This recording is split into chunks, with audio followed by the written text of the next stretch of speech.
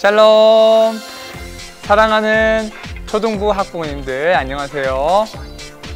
저는 사랑으로 초등부를 섬기고 있는 김수겸 목사입니다. 이렇게 2020 제이누리 여름성경학교에 참석해 주셔서 너무 감사합니다. 그리고 이렇게 온라인 부모 강습회로 이렇게 인사를 드리는데요, 영상도 봐주셔서 너무 감사드려요. 우리 학부모님들이 이 영상을 시청하시는 것만으로도 저한테는 너무 감동이고 감격스럽습니다. 왜냐하면 우리 부모님들께서 우리 자녀들에게, 그리고 다음 세대에게 이 신앙을 물려주고자 하는 열정이 있으시기 때문에 이 영상을 시청하시게 된 거잖아요. 그렇게 믿습니다. 이 온라인 부모 강습회 시간을 통해서 우리 부모님들이 먼저 은혜 받으시고 또 아이들과 함께 유익하고 재미있는 여름 성경 학교를 보내게 되시기를 주님의 이름으로 축복합니다. 먼저는 우리 학부모님들에게 여름 성경학교 일정에 대해서 간략하게 소개를 해드리려고 합니다. 8월 22일과 23일에 가정과 현장에서 이렇게 예배와 또 말씀을 통해서 여름 성경학교가 진행이 되는데요, 크게 세 단계로 구성이 되어 있습니다. 첫 번째 단계는 예배입니다. 예배로 우리 사랑하는 초등부 친구들이 말씀을 깨닫고 말씀을 배울 수 있는 시간을 가지고요, 2단계로는 공과 교육을 진행하게 됩니다. 이 공과 교육을 위한 영상이 바로 오늘 이 영상이거든요. 그리고 3단계로는 특별 활동 시간으로 준비를 했습니다. 만들기 위주의 활동이고요, 이 활동을 통해서 들었던 말씀과 배운 공과 내용을 한 번에 정리하는 시간을 가지려고 구성을 했습니다. 그래서요, 8월 22일 오전에는 1과, 오후에는 2과, 그리고 8월 23일에 3과 이렇게 진행이 될 예정입니다.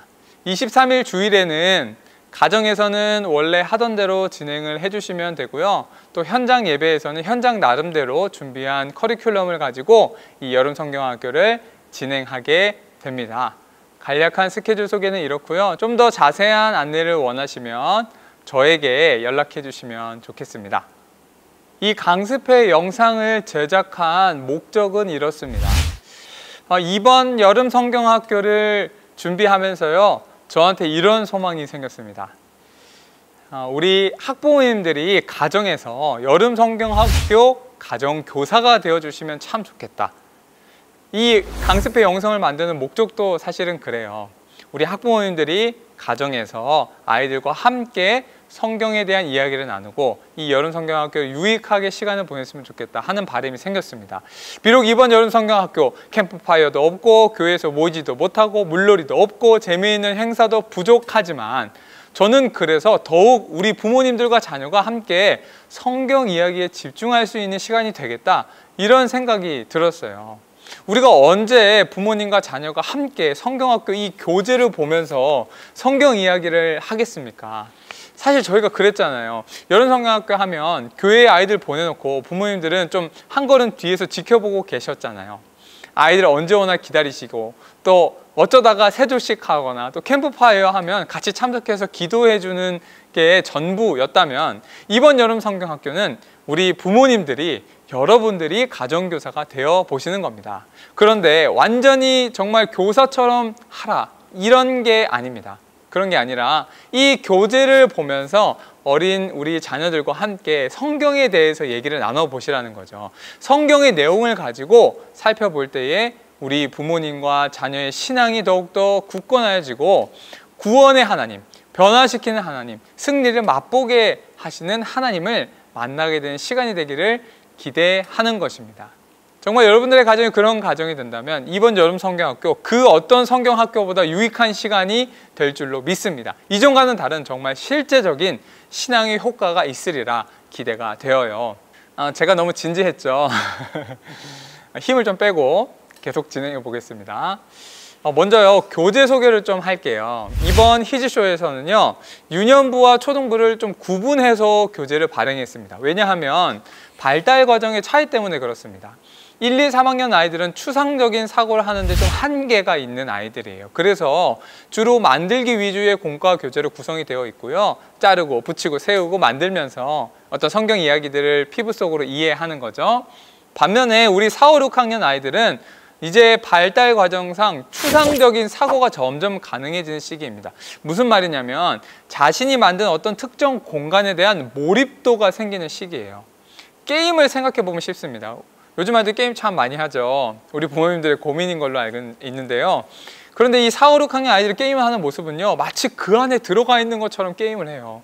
막 1, 2, 3학년 아이들이 게임을 하는 건 재미로 하는 것이라고 생각을 한다면 우리 4, 5, 6학년 아이들은요, 그 이상의 어떤 몰입도와 어떤 집중력을 가지고 게임에 임하잖아요. 자기가 막 맞은 것처럼, 자기가 막 죽은 것처럼 막 소리 지르면서 막 몸을 이리저리 비틀고 그러잖아요.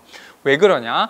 추상적인 사고가 가능해지기 때문입니다. 거기에 자신을 대입시키는 능력이 생긴 거예요. 그래서요, 성경을 대하는 방법도 이 성경의 내용들을 잘 이야기해주고 그것을 상상하며 머릿속의 이미지를 떠올려 가면서 말씀을 듣도록 하는 겁니다. 아이들에게요, 충분한 성경 설명과 이야기가 전달되면 그것이 아이들의 뇌리 속에 새겨지는 거예요. 영적인 추억과 기억이 되는 것입니다.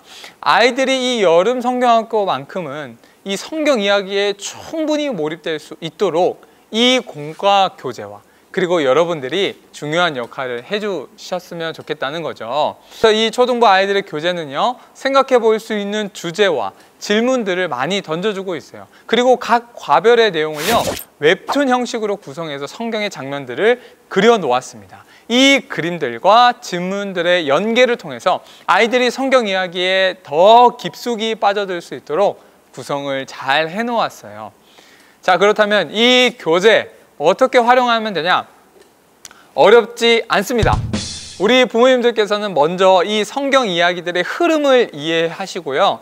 아이들이 교재의 내용을 읽어갈 때요, 부분 질문을 던져주시면 됩니다. 그리고 대화를 해주시면 돼요. 아이들이 생각하고 상상할 수 있는 주제들을 옆에서 툭툭 던져주시기만 하면 되는 겁니다. 그러면 공과교육 끝! 디! 엔드! 절대 어렵지 않아요. 여러분들에게 먼저 우편으로요, 여름 성경학교 초등부 강습회 교재라는 이름의 책자를 보내드렸습니다. 3권을 보내드렸는데요. 이 책자와 함께 이번 강습회 영상을 시청해 주시면 되겠고요. 필요하다면 필기를 하시면서 영상을 보시면 참 좋겠습니다. 시작하기 전에 중요한 준비물이 있습니다. 바로 성경책입니다. 그리고 볼펜을 준비해 주세요. 이 성경책, 우리 인생의 최고의 나침판이죠. 꼭 준비해 주셔야 돼요. 자, 그렇다면 1과 한번 시작해 볼까요? 자, 아이들은요, 이미 설교를 통해서 어느 정도 내용의 줄거리들을 이해했을 겁니다. 굵은 선이 있을 거예요. 그래서요, 여기에 첫 장에 나오는 지리적인 공간이라는 내용의 표시가 중요합니다. 아이들에게요, 공간적인 가이드라인을 주는 거예요. 홍해에서부터 요단강까지. 그러니까 이 지금 모세와 이스라엘 백성이 홍해를 건너고 가나안 땅 정탐에 들어가기 직전까지의 이야기를 제안해 주는 거죠. 그렇게 가이드라인을 한번 그려주면 아이들은 이 공간 안에서 지금 우리가 읽는 이야기 그리고 하는 대화의 내용들을 막 집어넣게 되는 겁니다. 그 공간의 가이드를 먼저 한번 잘 짚어주세요. 이거는요, 1과 2과 3과 다 똑같습니다. 내용을 잘 보시고 아이들에게 짚어줄 내용을 잘 체크해 두시면 좋을 것 같아요. 자, 그러고서 내용을 한번 보겠습니다. 1과의 1단원이에요. 고통받는 이스라엘을 위해 모세를 택하다. 이게 제목입니다. 모세가 부름을 받는 장면이죠. 먼저 아이들에게 이 6컷의 장면을 쭉 보라고 하시면 됩니다.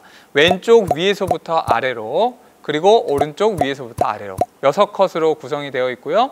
다 읽는데 뭐 1분도 걸리지 않겠죠? 그런데 이 내용과 내용, 컷과 컷 사이에 생략된 부분이 참 많이 있어요. 모세가 바로 앞에 서기까지의 중요한 장면만 그려놨기 때문에 어떤 모세의 탄생 이야기, 또 그 중간중간에 중요한 이야기가 빠져 있는데요.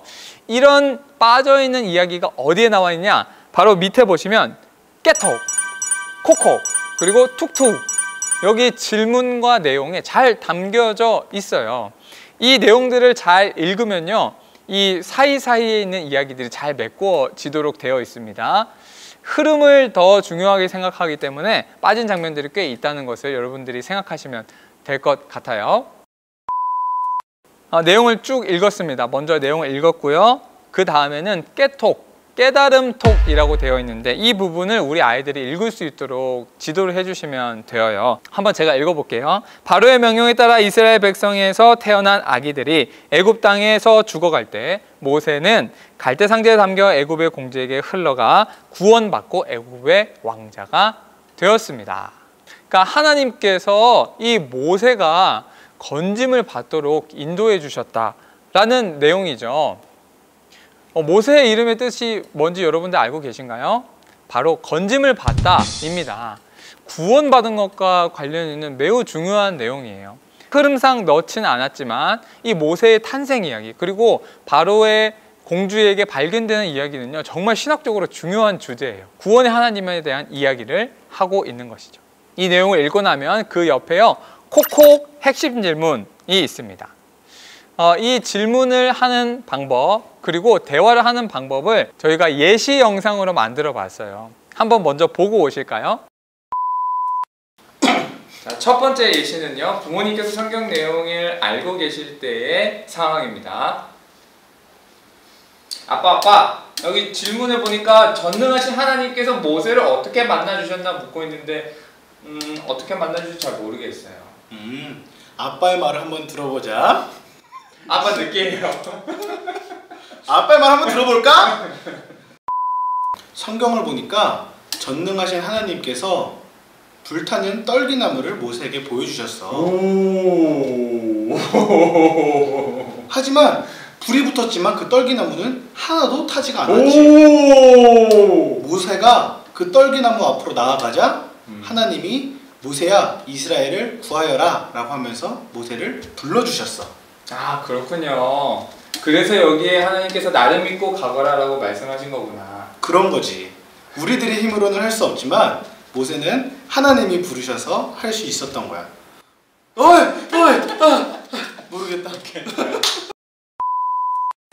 자, 두 번째 상황은요. 우리 부모님들께서 공과에 나와 있는 질문에 대한 답을 모르실 때 성경책으로 안내해주는 상황입니다.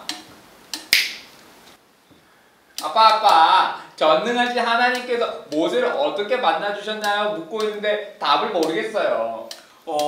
아빠도 잘 모르는데 한번. 아빠도 몰라요? 아빠도 잘 몰라. 아빠가 알려줘야죠.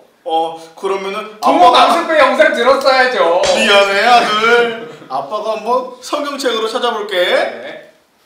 여기서는 성경책의 출애굽기 3장 4절의 내용을 보라고 되어 있는데 한번 수겸이가 읽어볼까? 네. 여호와께서 그가 보려고 돌이켜 오는 것을 보신지라 하나님이 떨기나무 가운데서 그를 불러 이르시되 모세야 모세야 하시매 그가 이르되 내가 여기 있나이다. 아 하나님께서 떨기나무 가운데서 부르셨군요. 아빠도 몰랐는데 이번에 떨기나무를 통해서 하나님이 부르셨다는 것을 알게 됐어. 이번 여름 성경학교 너무 좋은 것 같아요. 이렇게 하는 건가요? 좋아. 자, 영상 잘 보셨죠? 사실 이런 주제로 우리 자녀들과 부모님들이 대화한다는 것만으로도 엄청나게 큰 일을 하고 계신 겁니다. 우리 아이들에게 입체적으로 성경을 심어주고 계신 거예요. 그런 마음을 가지고 계속 진행을 하시고요. 하지만 우리가 답도 알고 있어야겠죠, 그죠? 성경에 보니까 그 답이 나와 있는데요. 출애굽기 3장 4절에 이렇게 기록되어 있습니다. 하나님이 떨기나무 가운데서 그를 불러 이르시되 모세야 모세야 하시매 그가 이르되 내가 여기 있나이다 라고 기록되어 있습니다. 하나님이 어떻게 만나 주신 거죠? 떨기나무를 통해서 모세와 만나 주신 겁니다. 이 웹툰 내용에는요 그냥 나무 모양만 나와 있어서 이 나무가 떨기나무인지 모를 수도 있어요. 그러니까 우리 부모님들이요 잘 알려주시면 좋겠습니다. 만약에 설명하는 게 좀 쑥스럽다 그러면 그냥 출애굽기 3장 4절 한번 찾아볼까? 이렇게 말만 해주셔도 참 좋아요. 이 기회에 성경책을 한번 보도록 하는 거죠. 그래서 자녀가 여기에 답을 달았다 그러면 주저하지 마시고 바로 툭툭 하나 더 답을 달도록 안내해 주시면 됩니다. 질문이 이렇네요. 모세가 애굽으로 돌아왔을 때 나이는 몇 살일까요? 그렇죠. 80살입니다. 이 질문을 하는 이유는요. 하나님께서 나이와 상관없이 사람을 사용하신다라는 것을 알려주기 위함이에요. 하나님께서는요. 사람의 기준이나 사람의 방법이 아니라 하나님의 기준, 하나님의 방법으로 사람을 사용하신다라는 것을 알려주려고 하는 질문입니다. 그래서 여러분들이 이런 질문을 할 때 이런 소개를 한번 해주시면 좋아요. 저희가 예시 영상을 한번 만들어 봤는데 한번 먼저 보고 오겠습니다. 자, 툭툭 하나 더 가이드 영상이에요. 부모님들께서 우리 아이들이 질문을 했을 때 추가적인 설명을 해주시는 그런 상황입니다. 아빠, 모세가 애굽으로 돌아왔을 때 나이가 몇 살이냐고 나와 있는데 몇 살이에요? 자, 웹툰을 잘 다시 한번 보자. 여기 보니까 모세는 하나님의 명령에 따라 애굽에 돌아왔다고 되어 있지? 네. 그리고 40년 만에 돌아왔다고 했지? 네. 그 밑에 보니까 뭐라고 써져 있지? 나 80세. 그럼 모세가 몇 살일까?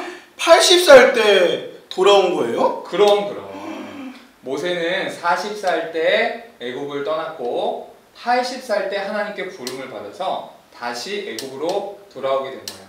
80살의 나이는 많은 걸까 적은 걸까? 엄청 많은 거죠. 엄청 많은 거지. 하나님은 나이에 상관없이 사람을 사용하십니다. 하나님은 사람의 기준이 아니라 하나님의 기준을 가지고 사람을 사용하시는 거지. 그래서 모세가 이렇게 많은 나이임에도 불구하고 하나님께 쓰임받을 수 있었단다. 아, 그러면 저도 나이가 어린데 쓰임 받을 수 있는 거예요? 그럼. 하나님이 쓰시는 기준은 사람의 나이와 사람의 기준과 전혀 상관이 없어. 그럼 저도 모세처럼 하나님께 사용받기 위해 노력할 거예요. 노력해야지! 네, 잘 보셨죠? 자, 이런 질문을 하고 대답을 하는 방법은 그냥 예시일 뿐이고요. 여러분들에게는 참고만 하시면 되고요. 이런 어떤 가이드나 알려주는 것이 어렵다. 그러면 답만 달게 해도 괜찮습니다. 너무 부담 가지지 않으셔도 괜찮아요. 이렇게 웹툰을 읽고 또 깨톡을 읽고 또 콕콕 툭툭 이런 질문에 대한 대답과 또 대화를 하다 보면 뭐 3분에서 5분 정도 시간이 걸릴 것 같습니다. 한 과에 4개의 단원으로 이루어져 있으니까 총 한 20분 정도의 시간이 걸리겠죠? 절대 우리 부모님들이 먼저 지루해하지 마시고 아이들과 차근차근 성경 이야기를 잘 나눠주시면 좋겠습니다. 자, 2단원으로 한번 넘어가 볼까요? 2단원 넘어갑니다. 고집부리는 애굽의 바로 10가지 재앙을 보다입니다. 10가지 재앙에 대한 얘기가 나오나 보네요. 바로가 하나님의 명령을 전한 모세를 무시하고 이스라엘 백성을 내보내지 않겠다고 하자 하나님께서 애굽 땅에 10가지 재앙을 내리게 돼요. 근데 여러분, 이 재앙을 내린 이유가 정말 중요합니다. 이것은요, 하나님께서 애굽에 있는 그 여러 신들보다 훨씬 더 강력한 신이라는 걸 보여준 사건이에요. 내가 참 신이야, 내가 진짜 신이야 라는 것을 보여주신 중요한 사건입니다. 애굽에 있는 신의 종류에 대해서 얘기하면 너무 길어지니까요. 왜 재앙을 내리셨는가, 하나님께서 왜 이 애굽 땅에 재앙을 내리셨는가 라는 이유만 알고 계시면 됩니다. 우리 아이들이 만약에요, 이 신의 의미가 뭐야, 각각 신이 어떤 의미가 있어 라고 물어본다면 김수겸 목사님한테 전화해봐 이렇게 하시면 돼요. 제가 잘 알려주도록 하겠습니다. 자, 하나님께서 자신이 참 신이라는 걸 보여주기 위해서 재앙을 내리셨다. 그리고 또 한 가지 중요한 게 있어요. 우리 만화의 첫 번째 컷을 보시면 하나님은 애굽 땅에 무서운 재앙을 내리실 겁니다. 하지만 이스라엘 백성은 재앙을 피할 겁니다. 이렇게 나와 있죠. 이 모든 재앙이 이스라엘 백성을 비껴갔다는 거예요. 하나님께서 고센 땅에 살고 있는 이스라엘 백성들에게는 재앙이 내리지 않도록 하나님께서 지켜주셨다는 겁니다. 보호해 주셨다는 거죠. 이런 중요한 내용이 바로 담겨있는 장면이라고 할 수 있겠습니다. 그래서 중요하기 때문에 깨톡에서 그 내용을 다루고 있어요. 이 내용을 한번 읽도록 우리 부모님들이 잘 지도해 주시면 참 좋겠습니다. 하나님이 자신이 참 신임을 증명하기 위한 사건 10가지 재앙. 이 10가지 재앙을요, 좀 쉽게 외우는 방법이 있어서 여러분들에게 알려드리려고 해요. 그냥 이건 단순한 암기니까요, 너무 진지하게 받아들이지 마시고 한번 들어보세요. 다음에 문장을 외우기만 하면요, 10가지 재앙을 금방 외울 수 있습니다. 아주 껌이에요. 들어보세요. 피게, 이파, 악독, 우매, 흑장. 피게, 이파, 악독, 우매, 흑장. 이렇게 10가지입니다. 이걸요, 문장으로 표현해 볼게요. 피게, 이파가 악독하게 굴어 우매, 흑장미파도 울었더라. 피게, 이파가 악독하게 굴어 우매, 흑장미파도 울었더라. 그냥 넌센스예요, 여러분. 너무 진지하게 받아들이지 마시고 암기를 쉽게 하기 위한 가이드라고 생각하시면 됩니다. 자, 이렇게 10가지 재앙이 애굽 땅에 임했어요. 피는요, 피의 재앙이죠. 나일강이 피로 변하는 재앙이었습니다. 그리고 피, 개는 개구리 재앙이죠. 온 사방에 개구리가 막 올라와서 재앙처럼 여겨진 겁니다.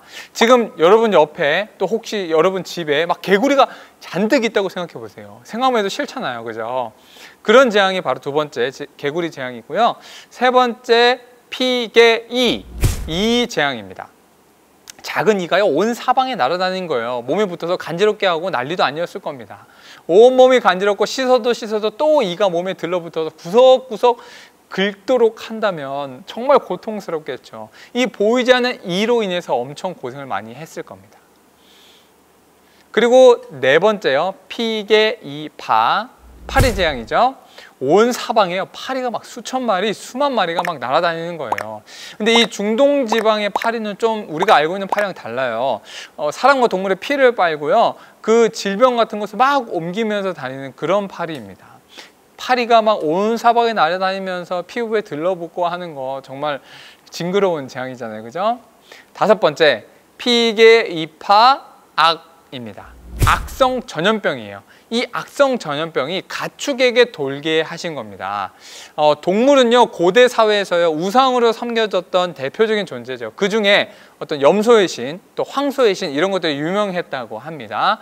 그리고 여섯 번째요, 피개이파 악 독입니다. 독은요, 독종 종기예요. 이 독종의 심판은 아까 세 번째 이 심판하고 조금 헷갈릴 수 있는데요, 원인 모를 피부병이 돈 겁니다. 이것도 전염병의 일종이라고 생각하시면 되는데요, 다섯 번째 재앙에서는 가축에게 전염병이 돌았다면 이 여섯 번째 재앙에서는요, 사람에게 전염병이 돈 겁니다.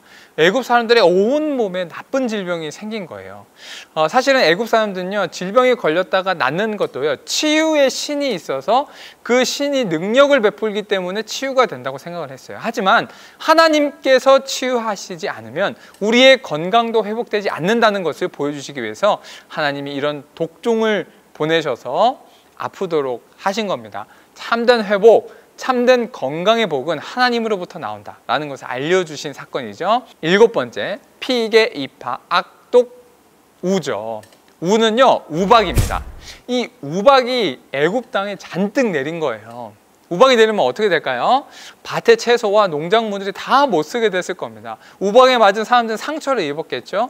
가끔씩 한국에서도 우박이 내리는 일이 있는데 그런 것과는 비교도 안 되는 겁니다. 막 주먹만한 우박이요, 막 유성 떨어지듯이 애굽 땅에 내리는 건데 하나님께서 아주 그냥 애굽의 우상신들을 묵사발내고 계신 거예요.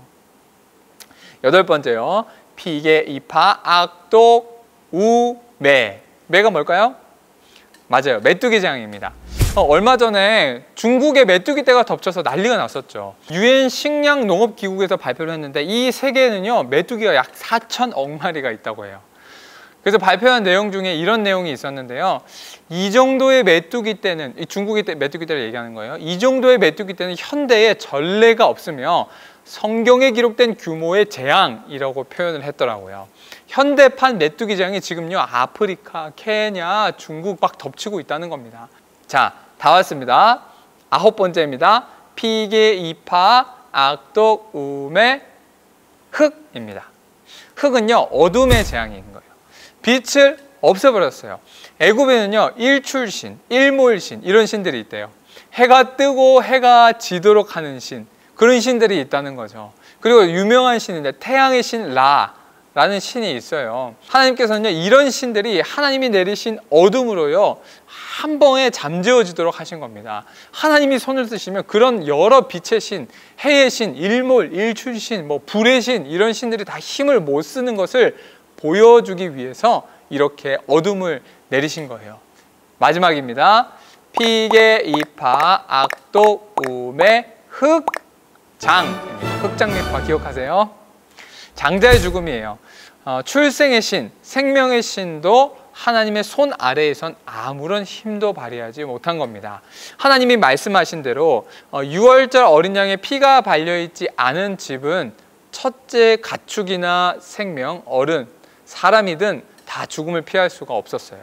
애굽은 하나님이 내리신 이 10번째 재앙, 10가지 재앙으로 완전히 쑥대밭이 되어버렸습니다.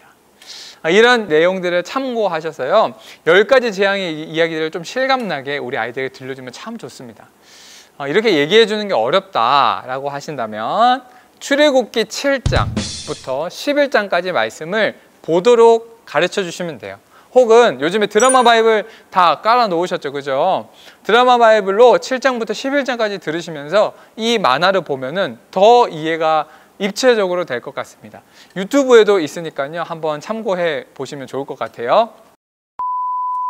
자, 이렇게 10가지 재앙과 깨톡의 내용을 다 다뤘고요. 콕콕 핵심 질문과 툭툭 하나 더 질문을 보도록 하겠습니다. 이스라엘 백성이 어떤 목적으로 광야에 가야 한다고 말했나요? 모세가 바로에게 그렇게 얘기했죠. 이 성경 말씀을 찾아서 아래에 답을 한번 달아보라 내용이 나와 있습니다. 출애굽기 8장 1절에 보면 그 내용이 나오죠. 말씀에 보면요, 여호와께서 모세에게 이르시되 너는 바로에게 가서 그에게 이르기를 여호와의 말씀에 내 백성을 보내라. 그들이 나를 섬길 것이니라. 아멘. 그들이 나를 섬길 것이니라. 그러니까 답이 어떻게 될까요? 하나님을 섬기기 위해서 광야로 나가야 된다 라고 답을 달면 되겠죠? 하나님을 섬기기 위해, 좀 더 해석하자면 하나님을 예배하기 위해 이 이스라엘 백성이 광야로 나가야 되는 겁니다. 답을 아까도 말씀드렸지만요, 너무 딱딱하게 정해진 대로 쓰지 않도록 하시면 좋아요. 아이들이 표현하고 싶은 대로, 또 성경에 있는 걸 읽는 그대로 표현하는 것도 좋은 반응이니까요, 이렇게 기다려 주시고 또 이해해 주시면 됩니다. 그 맥만 잘 맞으면 돼요. 자, 그 밑에요, 툭툭 하나 더입니다. 가끔 우리나라에도 질병 또는 재난이 발생하는데 이것과 비교해서 애굽의 피해가 어느 정도였을까 한번 상상해 봅시다. 이런 질문이에요. 생각해보고 상상해보는 질문인데 요즘 시대와 좀 잘 어울리는 질문 같아요. 코로나19 전염병이잖아요. 정말 온 세계가 시끌벅적합니다. 사망자도 발생하고 참 어려움이 많고요. 또 최근에 홍수 때문에 힘들었었죠. 물난리로 인한 피해가 이만저만이 아니에요. 안타깝게 사망자도 발생했는데요. 최근에 일어났던 상황들을 성경과 잘 이어서 얘기해 주시면 아이들이 성경을 좀 더 입체적으로 받아들이게 될 겁니다. 다양한 얘기를 나눠주시고요. 자, 저희는 3단원으로 넘어가겠습니다. 자, 3단원 제목이 주제와 참 잘 어울려요. 구원의 하나님, 이스라엘을 구하다. 자, 이제요, 본격적인 하나님의 구원 활동이 시작되는 거예요. 앞에 10가지 재앙이 지나갔잖아요. 그 10가지 재앙의 이후에 일어났던 일들을 다루고 있습니다. 역시 먼저 만화를 쭉 읽도록 하시면 되고요. 쭉 읽고 나서 깨톡을 읽으면 이 만화의 내용이 정리가 잘 될 것입니다. 모세와 이스라엘 백성들이 나오는 과정 가운데 하나님의 구원 활동 2가지가 나와요. 첫 번째는요, 유월절 사건입니다. 그리고 한 가지는 홍해 사건이에요. 첫 번째 유월절 사건에 대해서 간단히 말씀드릴게요. 10번째 재앙은 애굽 사람들에게는 절망이었지만 이스라엘 백성에게는 구원의 상징이었어요. 어린 양이 피를 문서주에 바르면 하나님의 천사가 그 표시를 보고 그 집을 넘어가게 하겠노라, 패스 오버 하겠노라, 유월하겠다 말씀하신 거예요. 그래서 이 유월의 날을 절기로 기념하면서 지금까지도 이스라엘의 3대 절기로 지키고 있답니다. 이 유월절은요, 매우 다양하고 중요한 의미가 여러 가지가 담겨 있어서요. 그래서 제가 유월절 특별 영상을 만들어서 유튜브에 올릴 예정입니다. 여름 성경학교 날에 이 22일에 올려드릴 건데요. 유월절에 대한 자세한 내용은 그 영상을 참고하시면 이해가 빠르실 거예요. 교회에서 유월절에 대한 행사를 한번 진행한 적이 있는데 그 영상을 보시면 유월절에 대한 이해는 다 되리라 믿습니다. 자, 이렇게 유월절 그리고 10번째 재앙을 경험하면서 두 손 두 발 다 든 바로는요, 모세와 이스라엘 백성들이 애굽에서 떠나도록 허락했어요. 드디어 약 200만 명의 이스라엘 백성들이 400년이 넘는 이 노예살이의 삶을 청산하고서 애굽을 나오게 된 겁니다. 그런데요, 그 감동도 잠시, 바로가 또 한 번 변덕을 부리고 군대를 이끌고 이스라엘 백성을 쫓아오죠. 그때쯤 이스라엘 백성은 홍해 앞에 서게 돼요. 하나님이 인도하는 대로 잘 따라왔는데요, 앞에 홍해가 있는 거예요. 하나님이 인도하는 대로 왔는데 길이 없으니까 막 웅성웅성 됐겠죠. 지금 뒤에서는 막 기병마차가 따라오고 있는 겁니다. 애국 군대가 보이는 거예요. 앞에는 홍해 바다, 뒤에는 애국 군대, 정말 그야말로 징태양난입니다. 이스라엘 백성은 난리가 났어요. 폭동이 일어납니다. 야, 우리를 다 여기서 죽이려고 하냐? 모세는 뭐 하냐? 매장지가 없어서 우리를 애굽에서 나오게 했냐? 매장지가 없어서 우리를 광야에서 죽게 만드냐? 하나님은 뭐 하시냐라고 하면서 막 난리가 난 거예요. 그때 모세는 하나님께 기도했습니다. 그리고는 하나님께서 말씀하시는 대로 바다 위에 손을 내밀자 물이 갈라져서 길이 생겼죠. 이스라엘 백성은 그 길로 홍해를 건너게 되었고, 애굽 군대가 이스라엘 백성들을 쫓아오다가 하나님께서 그 바다를 막고 있는 힘을 거두시고 바다가 애굽 군대를 다 덮치면서 이 홍해 사건이 끝나게 됩니다. 이스라엘 백성들은 정말 놀라운 하나님의 힘과 구원의 능력을 맛보게 된 거죠. 여기서 코코 퀴즈입니다. 무기로 무장한 훈련된 애굽 병사들의 빠른 추격을 이스라엘 백성들은 어떻게 극복했을까요? 자, 여러분, 정말 중요한 포인트예요. 자, 이스라엘 백성들이 이 상황을 어떻게 극복했을까? 애굽 군대는요, 기병마차로 따라왔어요. 말이란 말이에요. 빠르단 말이죠. 그리고 이 애굽의 군인들은요, 훈련된 사람들이에요. 근육이 막 우락부락하고 달리기도 빠르단 말이죠. 비록 이스라엘 백성들이 다 나가고 나서 늦게 추격했지만 금방 따라잡았어요. 홍해 앞에서 혼비백산한 이스라엘 백성들을 금방이라도 추격해서 다 잡을 수 있었는데 어째서 이스라엘 백성들은 아무런 피해를 받지 않았을까? 왜일까요? 성경의 답이 있습니다. 자, 우리 출애굽기 14장 9절에서 20절 말씀을 함께 읽어보도록 하겠습니다. 이스라엘 진 앞에 가던 하나님의 사자가 그들의 뒤로 옮겨가매 구름 기둥도 앞에서 그 뒤로 옮겨 애굽 진과 이스라엘 진 사이에 이르러 서니 저쪽에는 구름과 흑암이 있고 이쪽에는 밤이 밝음으로 밤새도록 저쪽이 이쪽에 가까이 못하였더라. 아멘. 자, 하나님께서요, 이스라엘 백성을 이끌던 그 앞에 있던 구름 기둥과 불 기둥을요, 이스라엘 진과 애굽 진 사이에 딱 놓으신 거예요. 애굽이 이스라엘을 잡지 못하도록 막으신 거죠. 하나님의 놀라운 기적입니다. 자, 10번째 재앙에서 살아남은 것도, 또 홍해를 건넌 것도요, 이스라엘 백성의 능력이 아니라 전부 다 하나님의 능력, 구원의 능력으로 가능했던 거예요. 하나님께서 구원을 베푸신 중요한 사건이랍니다. 툭툭 하나 더 또 같은 질문인데요. 전능하신 하나님께서는 천천히 행진하는 이스라엘 백성을 홍해 앞에서 어떻게 구원해 주셨나요? 어떻게 구원해 주셨죠? 구름 기둥과 불 기둥으로 구원해 주셨습니다. 자, 빠른 기병과 훈련된 군인과는 상반되게요, 이스라엘 백성들은 어린아이도 있고 노인도 있고 거기다가요, 노예 생활에 익숙해진 몸으로 애굽을 탈출하는 것 자체가 쉽지 않은 일이었어요. 그냥 사실 애굽에 그대로 사는 게 훨씬 편했다니까요. 그런데 하나님의 인도하심으로 애굽을 나올 수 있게 된 거죠. 하나님은요, 너희들은 노예가 아니야, 나의 백성이야, 하나님의 백성이야, 이걸 이 이스라엘 사람들에게 알려주고 싶으셨던 거예요. 이 구름 기둥과 불 기둥으로 언제까지 함께 하셨냐? 출애굽부터요, 이스라엘 백성이 가나안 땅에 들어가기 직전까지 이 구름 기둥과 불 기둥을 함께 해주셨어요. 이 구름 기둥과 불 기둥은요, 하나님의 구원의 표징이자 사랑입니다. 하나님의 인도하심이고 보호하심이에요. 불 기둥과 구름 기둥은 우리 인생을 책임지시는 하나님의 사랑입니다. 아멘이시죠?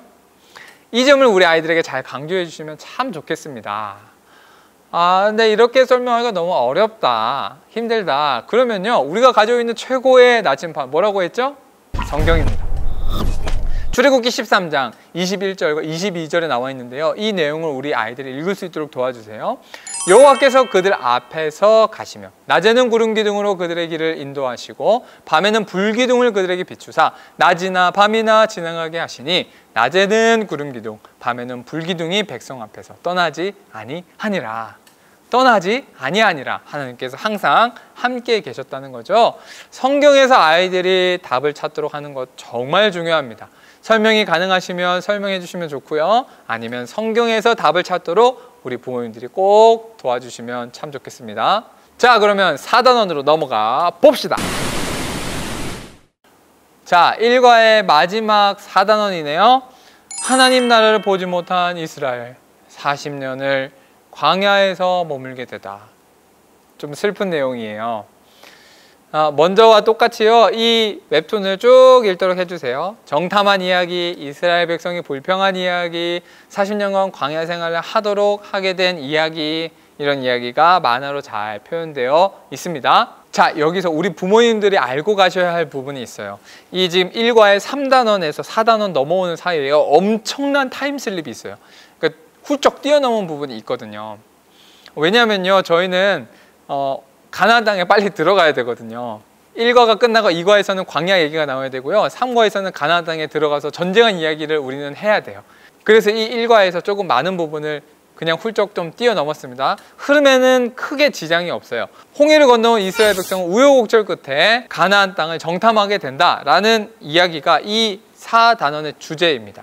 근데 이 우여곡절 속에는요 2년이라는 시간이 있고요. 성경에서는요 출애굽기 14장부터 민수기 12장까지의 기간이 그냥 훌쩍 지나가게 된 겁니다.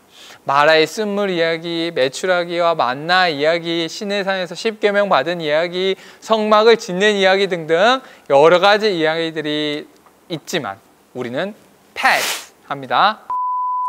자, 이제 광야에서 하나님이 주신 땅 가나안 땅을 정탐하기 위해서요 12지파의 대표를 가나안 땅으로 보내게 됩니다. 우리가 잘 아는 이야기가 나오죠. 10명의 정탐꾼은 부정적인 이야기를 합니다. 하지만 여호수아와 갈렙은 긍정적인 보고를 하죠. 믿음으로 하나님이 주신 땅을 정복하자 이렇게 보고를 하게 됩니다. 그 순간 하나님께서 나타나 말씀하시죠. 야, 너희들 땡탈락이야. 정말 너희들 나를 믿지 못하는구나. 정탐한 40일의 기간을 1년으로 계산해서 40년 동안 광야에서 살게 될 거야. 내 약속을 믿은 여호수아와 갈렙만 내가 약속한 가나안 땅에 들어갈 것이다. 자, 이런 이야기의 스토리를 알고 깨톡을 봅시다. 이 내용은요 이스라엘 백성들이 하나님의 놀라운 기적을 봤음에도 불구하고 하나님을 믿지 못했다입니다. 3단원에서 하나님의 구원 활동 두 가지 우리가 알아봤죠. 무엇과 무엇이었죠? 벌써 까먹으신 거 아니죠? 6월절 사건과 홍해 사건입니다. 아까도 말씀드렸지만요 그 외에 출애굽기 14장부터 민수기 12장 우리가 훌쩍 뛰어넘었다고 했잖아요. 그 사이에도요 하나님은 여러 가지 기적을 보여주셨어요. 하나님이 여러 가지 구원의 사건들을 많이 보여주시고 경험하도록 했는데 이 이스라엘 백성들이 믿음이 없었던 거죠. 비록 아무것도 없는 광야 가운데 가진 것 없이 내몰렸지만 아무것도 없었기에 하나님께서 전부 다 챙겨주셨어요. 먹는 것, 입는 것, 지켜야 될 규칙, 살아가는 방식 다 가르쳐 주시고 성경에 보니까요 그 손과 발이 부르트지 않도록 하나님께서 지켜주셨다고 기록되어 있잖아요. 2년이라는 기간 동안 하나님께서 정말 엄청난 기적으로 함께 하셨지만 아직 이스라엘 백성이 하나님의 백성으로 온전히 성장하지 못했던 거죠. 자, 콕콕 핵심 질문을 볼까요? 왜 이스라엘 백성은 출애굽에서 보여주신 큰 구원을 잊어버렸을까요? 왜 잊어버렸을까요? 하나님이 그토록 엄청난 구원 활동을 하시고 많은 기적을 보여주셨음에도 불구하고 이스라엘 백성이 가나안 땅을 정탐하고 나서 하나님을 잊어버린 까닭이 무엇일까요? 그들이 무엇을 봤죠? 가나안 땅 사람들을 봤죠. 거인 같은 가나안 땅 사람들을 보고서는 겁을 먹은 겁니다. 웹툰에 나오는 내용이에요. 큰 성과 또 좋은 무기 이런 무장을 하고 있는 가나안 땅 사람들을 보니까요 너무 두렵고 무서웠던 거예요. 물론 실제로 덩치가 컸을 수도 있는데요. 그런데 제가 성경을 잘 보니까요 그렇지도 않았던 것 같아요. 민수기 13장 33절을 보니까요 거기서 네피림 후손인 아낙 자손의 거인들을 보았나니 우리는 스스로 보기에도 메뚜기 같으니 그들이 보기에도 그와 같았을 것이라. 이렇게 기록되어 있더라고요. 여기 지금 나오는 네피림 후손은요 신화에 나오는 거인족을 말하는 거예요. 이 가나안 사람들은요 사실 역사적으로 보면 메소포타인 계열의 사람이었어요. 그러니까 지금 이스라엘 사람들은 뭐냐면요 확실하지 않은 정보를 막 과장해서 말하고 있는 겁니다. 그리고 우리는 스스로 보기에도 라고 이렇게 기록되어 있잖아요. 그들과 비교해보니 그렇다는 겁니다. 그 사람들과 대비해서 보니까 우리가 너무 부족하고 약해 보이고 초라해 보인 거죠. 지금 이 10명의 정탐꾼은요 가나안 땅을 정탐하면서 하나님이 그동안 주신 기회와 또 믿음 그런 도전 의식을 가지고 정탐한 것이 아니라 비교의식과 두려움에 사로잡혀서 돌아오게 된 거예요. 완전히 겁을 먹고 돌아와서 하는 보고이니까 긍정적인 보고일 리가 없었겠죠. 자, 툭툭 하나 더 질문의 답도 자연스럽게 나왔습니다. 아까 우리가 함께 본 민수기 13장 33절을 우리 아이들에게 찾아보도록 조언해 주시면 좋겠어요. 말씀을 읽으면 쉽게 답을 찾을 수 있습니다. 정답은 무엇일까요? 메뚜기이죠. 자, 이렇게 4단원까지 마쳤습니다. 그 옆에 보면은 6월절에 대한 내용이 있죠. 아까도 말씀드렸지만요, 특별 영상을 꼭 시청해 주세요. 여기에 나와 있는 글보다는 영상으로 보는 게 훨씬 재밌잖아요, 그죠? 영상으로 대체해서 이 내용을 잘 보도록 해주시면 좋을 것 같고요. 넘어가 보겠습니다. 본문 더 깊이 알기가 나와 있는데요, 일과의 내용을 전체적으로 정리해주고 있는 내용이에요. 핵심 문장과 내용을 잘 정리해뒀으니 한번 읽으면서 정리를 쭉 한다는 마음으로 읽고 넘어가시면 좋겠습니다. 그리고 마지막 장이네요. 나침반 토크라고 되어 있습니다. 구원의 하나님에 대한 질문들을 하고 있는데요, 그냥 문제만 푸는 게 아니라 그 의미도 한번 기록하면서 되새겨보도록 구성되어 있습니다. 우리 아이들은요, 기억력이 참 좋기 때문에 우리가 설교 들은 내용들, 또 공각 교육한 내용들을 잘 떠올리면서 답을 달 수 있을 것 같아요. 저희도 한 번 더 해볼까요? 자, 1번 질문. 애굽에 임했던 마지막 재앙은 무엇이었을까요? 그 의미는 무엇입니까? 자, 10번째 재앙. 우리 아까 암송했죠, 그죠? 피개, 이파, 악독, 우매, 흑, 장입니다. 그죠? 장자의 죽음이죠. 장자의 죽음이라고 성경에 나와 있지 않기 때문에 아이들이 이렇게 쓰지 못할 수도 있어요. 뭐 첫 번째 것이 죽는 재앙, 뭐 이렇게 쓸 수도 있는데요. 계속 말씀드립니다. 자연스럽게, 다양하게 답을 달도록 해주시면 되어요. 그 의미가 무엇일까요? 아까 10가지 재앙 얘기할 때 이 심판을 내리신 이유에 대해서 말씀드렸죠. 하나님이 참 신이심을 알게 하기 위해서였습니다. 이 10번째 재앙을 내린 의미도 마찬가지예요. 생명의 주관자가 하나님이시라는 것, 생명의 주인이 하나님이시라는 것을 알려주기 위한 재앙이었어요. 자, 2번으로 넘어갑니다. 애굽 땅에 거하던 이스라엘 백성은 재앙으로부터 구원을 받았습니다. 이를 기념하는 절기가 무엇인가요? 기억하고 계신가요? 넘어가다. 패스오버, 6월. 네, 6월절입니다. 어렵지 않죠? 영상도 봤으니까 쉽게 답을 달 수 있을 것 같습니다. 3번입니다. 이건 상상하기예요. 자, 만약 내가 애굽이 쫓아오고 가로막힌 홍해 앞에 모세처럼 서 있었다면 어떻게 행동했을까요? 자, 여기 교재에는 내가라는 말이 좀 빠져 있습니다. 이거 히즈쇼 담당자분들 꼭 기억하세요. 참고하셔야 됩니다. 오타입니다. 내가라는 게 빠져 있는데요, 우리 아이들 그리고 우리 부모님이 만약에 모세처럼 이 홍해 앞에 그리고 이스라엘 군대에게 쫓기는 상황이라면 어떻게 하시겠습니까? 라는 질문을 하고 있는 거예요. 앞에는 많은 사람과 위협적인 군대가 보이고 뒤에는 막 서라운드로 파도 소리와 막 바람 소리가 들리는 바다가 있어요. 여러분이 거기 서 계시면 어떨 것 같으세요? 우리 아이들이 그 가운데 서 있으면 어떻게 반응할 것 같습니까? 아이들에게 한번 질문해 보세요. 대답이 참 기대가 되는데요. 기도했을까? 또 혹은 걱정하면서 울면서 막 주저앉았을까? 아니면 도망갔을까? 아이들의 대답을 기록하도록 하면 좋겠습니다. 4번 질문이요. 이스라엘 백성은 광야에서 결국 40년 동안 생활을 했습니다. 만약에 나라면 몇 년 동안 광야에서 살게 됐을까요? 이것도 상상하면서 대답을 쓰시면 되는데요. 여기서 중요한 포인트는 뭐냐면요, 광야는 훈련이라는 겁니다. 광야는 훈련이다. 광야는요, 고통과 고난의 시간이 아니라 훈련의 시간이라는 것을 잘 알려주시면 좋겠어요. 비록 첫 번째 정탐 때는 실패했지만 그 이후에 광야 40년 세월을 통해서 훈련받고 연단받아서 하나님의 자녀, 가나안을 들어갈 수 있는 그런 믿음의 분량이 가득 차게 된 거예요. 이런 점들을 잘 강조해 주시면 참 좋고, 아이들이 스스로 내가 훈련받을 기간이 얼마나 될까? 라는 것을 질문했을 때 아이들이 답을 쓰면 되겠습니다. 여기는 년이라고 이제 제한이 되어 있는데요. 뭐 하루, 또 일주일 이렇게 대답하는 아이들도 있을 것 같아요. 자연스럽게 아이들이 대답하도록 하시면 됩니다. 자, 이렇게 일과를 마칩니다. 다소 긴 내용입니다. 하지만 공과 내용을 잘 따라오시면 그리 어렵지 않습니다. 반복해서 말씀드렸어요.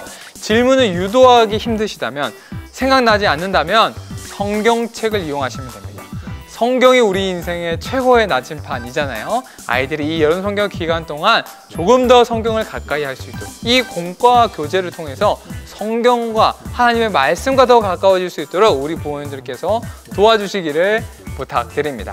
공과 내용을 잘 활용하시고 하나님의 말씀, 성경을 잘 활용하셔서 우리 자녀들에게 구원의 하나님이 분명하게 믿어지고 선명하게 새겨지기를 축복합니다. 자, 이렇게 끝까지 시청해주신 부모님들 정말 감사드리고요. 2가와 3과 부모 강습회는 다음 주에 업로드해 드릴 예정입니다. 많은 기대해 주시고요. 좀 더 재미있게 유익하게 영상으로 찾아오도록 하겠습니다. 많은 시청과 관심 부탁드리고요. 또 좋아요와 구독도 눌러주시면 참 좋겠습니다. 또 댓글로 응원해 주시는 말씀도 정말 저에게 큰 힘이 될 것 같아요. 여러 가지로 여러분들과 함께하는 여름 성경하게 됐으면 참 좋겠습니다. 사랑하는 우리 학부모님들 정말 감사합니다. 사랑하고 축복합니다. 다음 시간에 만나요. 안녕.